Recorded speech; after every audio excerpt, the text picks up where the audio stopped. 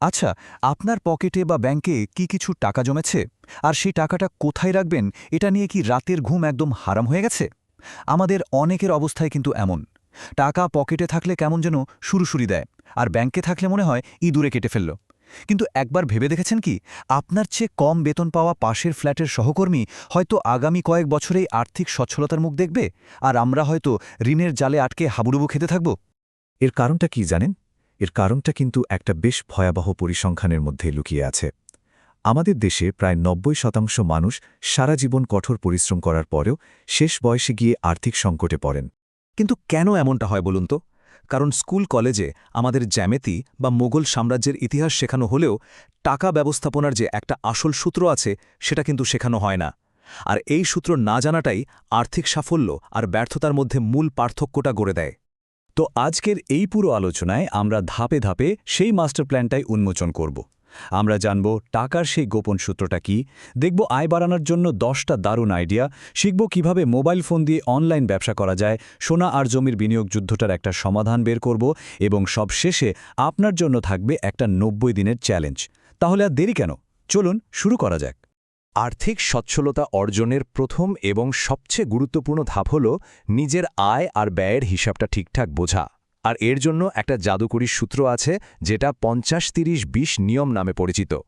চলুন দেখি এটা আসলে কিভাবে কাজ করে। নিয়মটা কিন্তু খুবই সহজ। আপনার মোট আয়কে জাস্ট 3টা ভাগে ভাগ করে নিতে হবে। এর 50% যাবে আপনার মৌলিক প্রয়োজনের জন্য, 30% যাবে আপনার শখ বা ইচ্ছা পূরণের জন্য, আর সবচেয়ে গুরুত্বপূর্ণ যে 20% সেটা যাবে আপনার সঞ্চয় আর বিনিয়োগের জন্য। দেখুন, আমরা প্রায় না এই প্রয়োজন আর শখের মধ্যে পার্থক্যটা গুলিয়ে ফেলি। নিডস বা প্রয়োজন হলো সেই খরচগুলো যেগুলো ছাড়া আমাদের জীবন ধারণ করাই কঠিন, যেমন ধরুন বাসা ভাড়া, খাবার, যাতায়াত বা ওষুধ। আর ওয়ান্টস বা শখ হলো সেগুলো যা আমাদের জীবনকে হয়তো সুন্দর করে কিন্তু অপরিহার্য নয়। যেমন ৫,০০০ টাকার একটা ফোনেও কিন্তু কাজ চলে, এটা প্রয়োজন। কিন্তু ১,০০,০০০ টাকার একটা আইফোন কেনা, সেটা হলো শখ। মনে রাখতে হবে, প্রয়োজন মেটানোর আগে শখের পেছনে টাকা খরচ করা একদমই চলবে না। এখন আসি সবচেয়ে গুরুত্বপূর্ণ অংশে, ওই যে 20%। বেতন পাওয়ার সাথে সাথে কিন্তু এই টাকাটা আলাদা করে বিনিয়োগের জন্য সরিয়ে ফেলতে হবে। কারণ এই টাকার উপরই কাজ করবে চক্রবৃদ্ধি মুনাফার জাদু, যাকে স্বয়ং আলবার্ট আইনস্টাইন বিশ্বের অষ্টম আশ্চর্য বলেছিলেন। এর পাশাপাশি 3 থেকে 6 মাসের জরুরি খরচ চালানোর মতো একটা ইমার্জেন্সি ফান্ড তৈরি করাও কিন্তু খুবই বুদ্ধিমানের কাজ। আর এই চক্রবৃদ্ধি সুদের আসল ক্ষমতাটা একবার ভাবুন তো।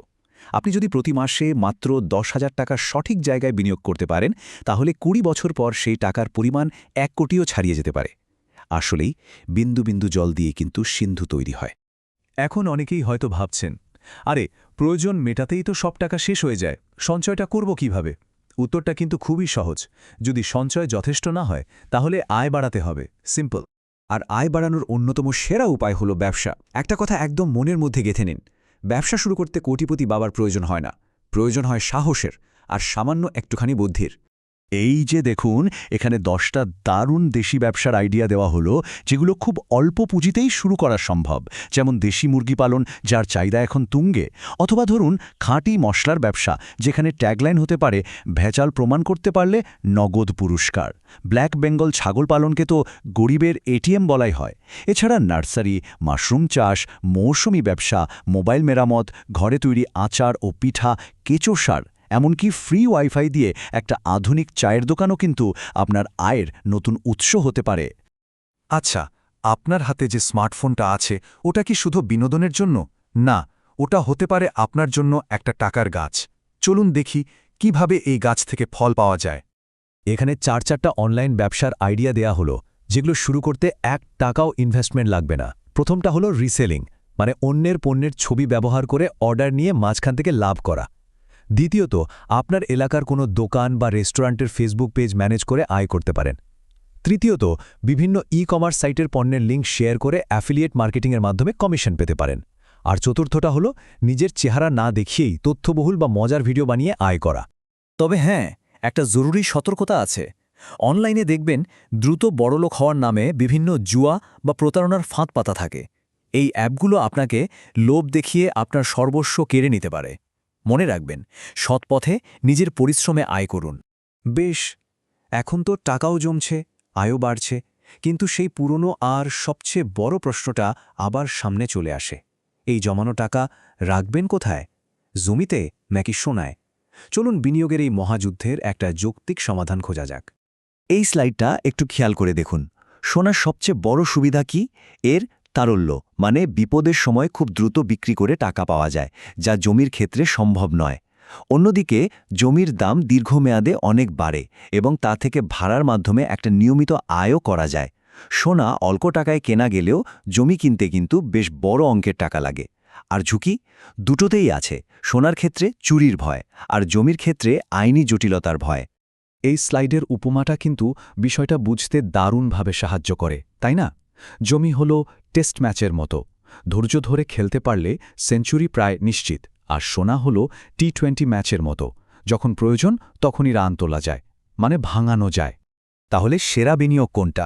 দেখুন, বুদ্ধিমানের কাজ হল পোর্টফোলিওকে ভাগ করে ফেলা, মানে সব ডিম এক ঝুড়িতে না রাখা। আপনার মোট বিনিয়োগের একটা অংশ জমিতে, একটা অংশ সোনায় এবং বাকি অংশ নগদ টাকা বা নিজের ব্যবসায় রাখতে পারেন। এটাই হলো স্মার্ট বিনিয়োগকারীর আসল কৌশল। তো এতক্ষণ তো অনেক কিছু জানা হলো, শেখা হলো, কিন্তু শুধু জানলেই তো হবে না, তাই না? জ্ঞানকে কাজেও লাগাতে হবে। আর তাই এখন আপনার জন্য থাকছে একটা 90 দিনের চ্যালেঞ্জ। এই পুরো আলোচনা থেকে যে কোনো একটা আইডিয়া বেছে নিন, শুধু একটা। এরপর টানা 90 দিন অন্য কোনো দিকে না তাকিয়ে শুধু ওই একটি কাজেই মনোযোগ দিন। ফলাফল আসুক বা না আসুক, আপনি কাজ চালিয়ে যাবেন। মনে রাখবেন, ধনী হওয়া কোনো রকেট সায়েন্স নয়, এটা হলো শৃঙ্খলার খেলা। সবশেষে একটা কথা শুধু মনে রাখবেন, একটা গাছ লাগানোর জন্য সবচেয়ে ভালো সময় ছিল 20 বছর আগে, আর দ্বিতীয় সেরা সময়টি হলো আজ। তাই আর দেরি না করে যা করার আজই শুরু করুন। আপনার আর্থিক ভবিষ্যতের চাবি কিন্তু আপনারই হাতে।